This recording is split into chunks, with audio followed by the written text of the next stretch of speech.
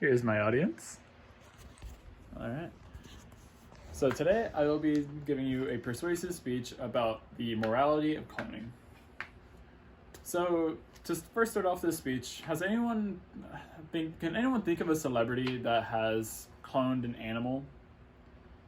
If you haven't thought of one that comes to mind is Barbra Streisand. She actually cloned her dead animal because it was dead, and she wants her dead animal to keep living in a way. So actually I have a picture here of Barbra Streisand's dead dog Samantha with her two new dogs that have been cloned, and a third one that I believe she bought. But from the clone, she actually received two dogs instead of the one, which kind of brings me to my topic of cloning. Cloning really is not that predictable. So is it moral? In my opinion, I don't believe it's moral. And in this speech, I'm going to go over the history, the past of cloning, the present of cloning, the consequences of current cloning, and then the future implications of cloning that can be very helpful to human society. So to first start off with the cloning process of the past. So first, we started cloning through plant tissue. Bioscientists were in labs and dissected plant tissue from other plants and created entire other plants, complete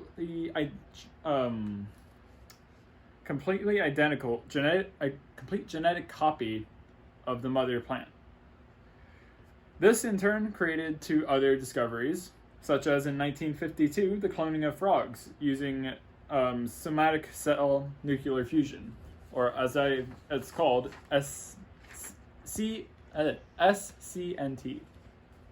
or scent. So here I have a little diagram explaining somatic cell, the somatic cell system, and here it will show how you go from the egg cell here, and they will actually take the nucleus out of the egg cell and take the nucleus from the denucleated egg cell, which means this is a no longer active nucleus, and put it inside this type of egg membrane, creating the clone. So with this process, you're creating different life forms or genetic copies of something that might have already been made.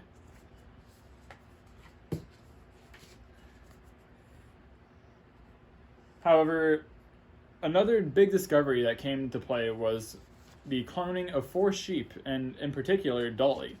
If you haven't heard of Dolly, Dolly was derived from Dolly is a sheep that has been entirely cloned. She was derived from cells that had been taken from the udder of a 6-year-old Finn Dorset ewe. Which, to make this happen, they starved the cells that made the nuclei a bit inactive, and made them into a quiescent state, or made their chromosomes inactive. With their chromosomes being inactive, they actually fertilized other cells and gave them an electric jolt to create movement back into them, creating life. And on July 5th, 1996, we have Dolly the sheep, who was named after Dolly Parton, shockingly enough. But it doesn't quite end, or actually I have a diagram here showing the story of Dolly. So here it shows how the blackface ewe, the Finn Dorset ewe, was from the mammary cell, and we took the egg cell from a Scottish blackface, a sheep. We then took the mammal cell and the nucleus from the egg cell into the mammal cell, and from there we added a little electricity and we got a clone surrogate, which created then to Dolly. It's a little bit of a process that is hard to understand, but it does work, shockingly. But now that leaves me to today. What about cloning today? What is their difference? Well, shockingly, there's not that many differences. There's still the cloning of nuclear fusion, which is replacing the nucleus of an early embryonic cell. And the other way that I mentioned, Dolly's way. How they literally took the cell and the egg, made a whole entire new cell, or embryo, and made a new animal. However, there is one other way that comes in nature, such as artificial cloning. We can think of this as identical twins. So, as early as 1892, Hans Driesch, he thought that if you have a 2-cell or a 4-cell sea urchin, it is capable of developing into a separate, completely formed embryo. With this logic in mind, scientists then created these cell environments and created an entire embryo and created clones, artificial clones that way. And we have seen this in pigs, cows, horses, sheep, a bunch of livestock animals. However, we have not seen it in humans. Reason why is, well, we don't want to clone humans. That's actually very immoral. I'll actually get to that a little bit more later. But here's a diagram on how we kind of do it through the way of artificial cloning. So with this, you'd see how the glass needle is literally taking away from the cell cloud, as I'm going to call it, or the cluster, and it's detaching them away from the cluster. It's detaching from the cluster, and they're creating separate embryos that way, creating artificial clones. It's really not that hard of a system compared to the others. But in today's research, we're not really researching that anymore. We're actually looking more into the study of stem cells.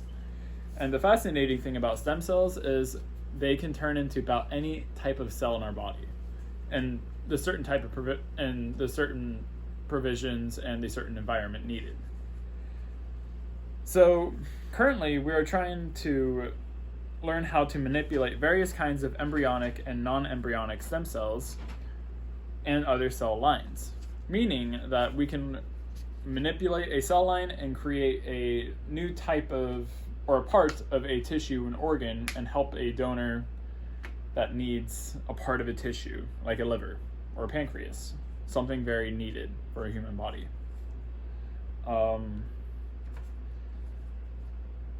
But now you might asking yourself, why is this research so hard?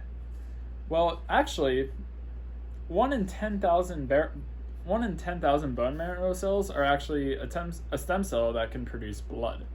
So if you want, if you are trying to have a blood disease get rid of, and you need stem cells, it's going to be a very hard and low chance for you to get that help needed via stem cells, because it is so hard to harvest and cultivate those types of cells.